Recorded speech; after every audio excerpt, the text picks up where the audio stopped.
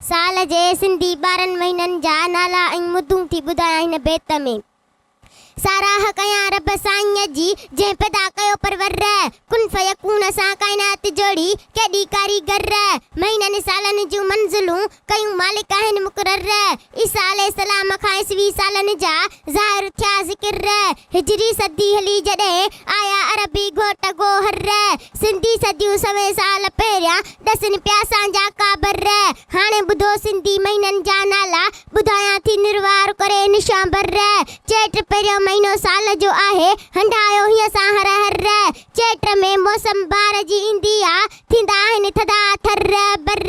चेट में क्रीड़ कंडियूं अंब खजूं बि फुटी झली निफर वैसाख ॿिए महीने में वरी मुंद मट बि शुरू थींदा उन्हारे जा सर ॼेठ 3 महीने में चालू थींदो चालीहो साड़ींदा झोला पिया जिगिर ॼेठ में तारनि वारी कती बि ॼमंदी कड़ा खणी कर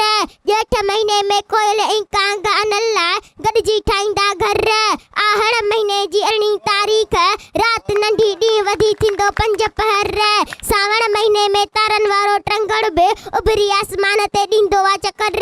बडू महीनो बीहंदो त भरंदो एथ तारो जंहिंखे सुञाणे जत ऐं जानवर एथ तारे खे पुठी ॾेई वेही ॾाचियूं ऐं उठ बि कंदा आहिनि ओगर असू महीने में सना पवंदा सीअ गरम ॾींहं बि ॾींदा ढर कती महीने जी 8 तारीख़ निसरी सवा थींदा सभई सर कती महीने जी 5 तारीख़ सर जी तीली ते वेंदो पखी कंछी खोले पर कती महीने में अल्लो डाणो सावण सिधाणो बचाव डारींदा कांव करे वलर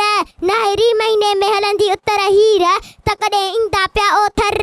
पोह जी 9 तारीख़ सियारे जी राति वॾी थींदी इहा खरी अथव ख़बर